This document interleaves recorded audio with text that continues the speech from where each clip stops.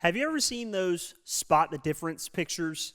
Like, it's pretty self-explanatory, but in case you've somehow never seen them before, basically you have two pictures side by side. They're virtually the same picture except for a few key differences. And those differences are hidden really well, and it's your job to spot them. Well, to start our time together today, I figured we could go through some of these. So here we go. There's going to be 3 of them. You're going to get like 10 seconds for each one, so not a whole lot of time. And there's 5 differences between each of these, okay? So here we go. Here comes the first one. All right, take a look. Yep, keep looking, look carefully. All right, here we go. 3, 2, 1. All right, that one's gone. You're out of time. Next one. Here we go. Ready? Here it is. Look real close. Yep, this one's a little harder. All right, I'm going to count you down. 3, 2, 1. All right, that's it. Time. That one's gone. Look, maybe some of y'all got all 5. I don't know. This one's pretty tough, and this last one is hard, okay? So here we go. Here's the last one. You got to look real close to this one. All right, 4, 3, 2, 1. All right, game over. Tally up your scores, see who won, ask the person next to you. Now look, if you had fun with that, then you can literally just Google spot the difference pictures and you'll find like a million of them. Do not do it now. When you leave, after we're done, you can do it. Put that phone away right now.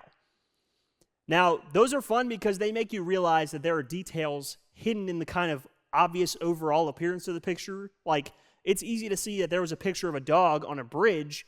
It's harder to see that there was a building in the first picture that disappeared in the second one. Yeah, some of y'all saw that, didn't you? Way to go if you caught that one. The more time you spend looking at those pictures, the more details you'll notice. And that's not just true about spot the difference pictures.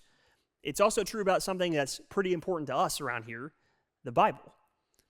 Last week, we talked about how one of our goals here at PCC students is to bring the Bible to life and help you see why it matters to your daily life.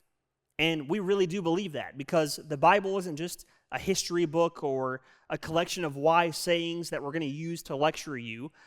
At its core, the Bible is a story. Not a completed story, but a living, breathing story that's still unfolding because it's our story, the story of humanity. So as we kick off this year, we're going to talk about how there's more to the story of the Bible than what you think or know, and how that story is still being written through you.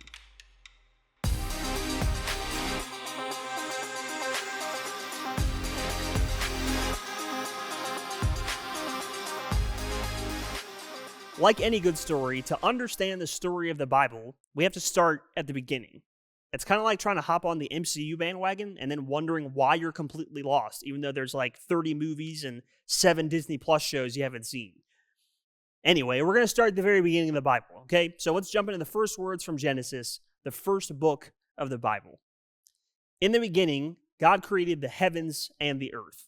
The earth was formless and empty, and darkness covered the deep waters. And the Spirit of God was hovering over the surface of the waters. Then God said, "Let there be light," and there was light. And God saw that the light was good. Then he separated the light from the darkness. God called the light day, and the darkness night, and evening passed, and morning came, marking the first day. So let's break this down a little bit, starting with these first 3 words, in the beginning. In our lives here on earth as humans, we're confined to a certain span of time. Basically, we all have a time where we're born, and we'll have a time when we die. But that's not the case for God. He exists outside of time or across all time. So this beginning is literally the beginning of time. God's there, and he starts to create, well, everything we know, starting with the heavens and the earth, light, and the concept of day and night. Let's read a little bit more. Then God said, "Let there be a space between the waters to separate the waters of the heavens from the waters of the earth." And that is what happened. God made this space to separate the waters of the earth from the waters of the heavens. God called the space sky, and evening passed, and morning came, marking the second day. Then God said, "Let the waters beneath the sky flow together into one place, so dry ground may appear." And that is what happened. God called the dry ground land, and the waters seas. And God saw that it was good. Now, we don't have time here to read the whole thing, but I really do encourage you to read the whole first chapter of the book of Genesis this week. And if you do, you'll start to see this pattern kind of repeat.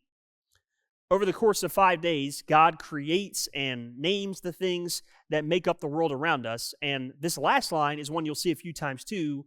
And God saw that it was good. Now, quick aside.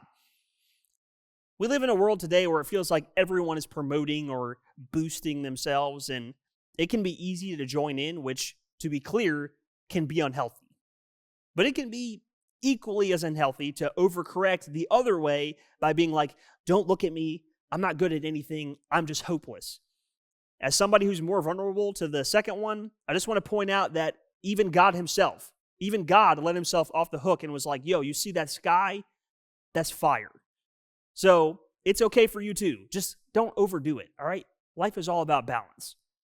All right, anyways, back on track. God spends 5 days creating and naming and seeing that it's good. But on the sixth day, God's latest creation is the most impactful for you and me. Then God said, "Let us make human beings in our image to be like us. They will reign over the fish in the sea, the birds in the sky, the livestock, all the wild animals on the earth, and the small animals that scurry along the ground."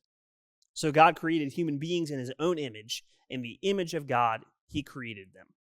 Then God looked over all he had made, and he saw that it was very good. And evening passed, and morning came, marking the sixth day. God created this world and everything in it, and he said that it was good. And then out of nothing, he created us. Not only to inhabit that world, but to reign over it, to be God's prized possession, his children. And he saw that it was very good. This is why I told you earlier that the Bible isn't just a history book or some ancient writings. It's our origin story. It's the explanation of how you and I are here and breathing today. Not only that, but it has a profound impact on how we should live our lives today. I don't know about you, but when I look in the mirror, I don't always see someone that God himself made out of nothing. I don't always see one of God's children, his prized possession here on earth.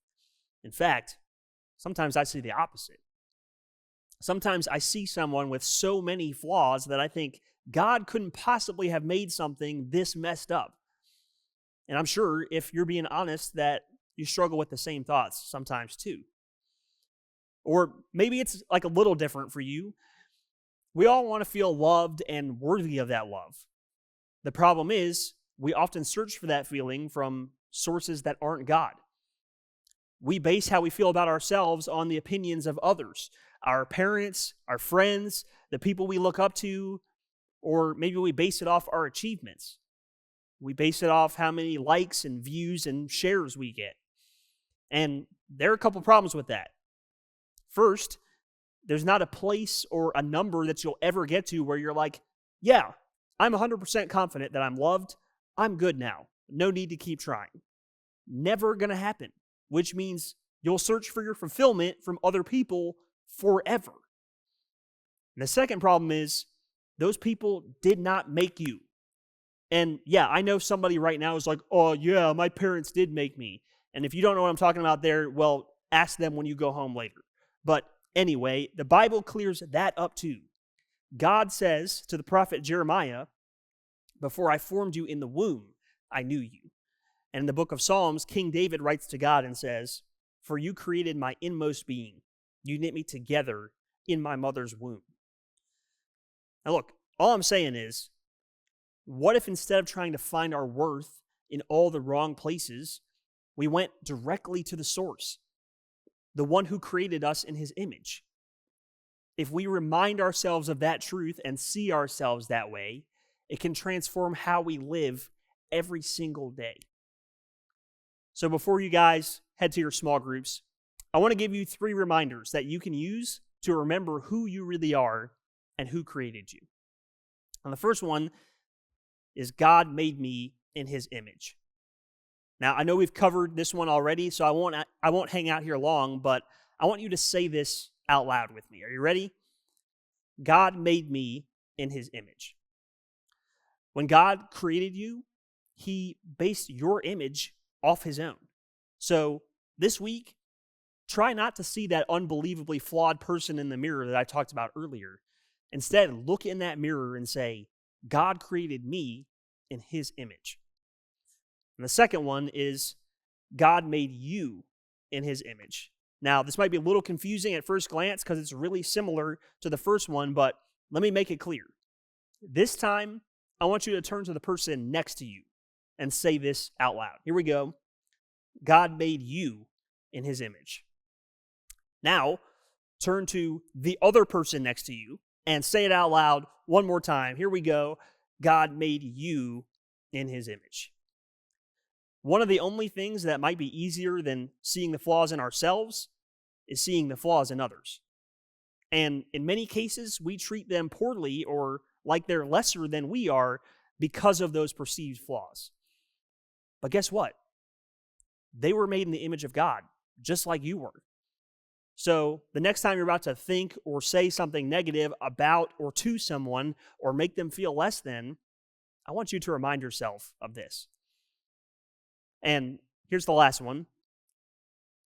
I was made on purpose for a purpose. Now, I promise this is the last time I'll make you do this, but would you say this one out loud with me? Here we go. I was made on purpose for a purpose. You're not random. You're not here by accident. God made you purposely and lovingly in his image. He calls you his prized possession and his child. For what purpose? To love God as our creator and to love God's creation that exists all around us.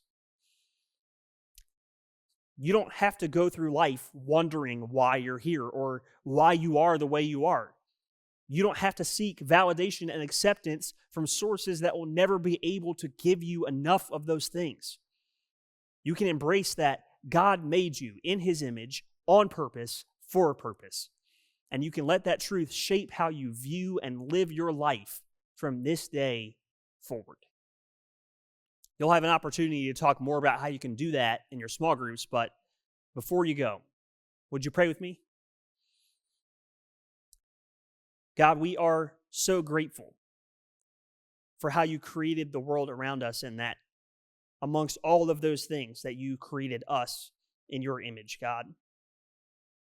God, this week I pray that you would help us to see ourselves as people made in your image and see the people around us as people made in your image, God.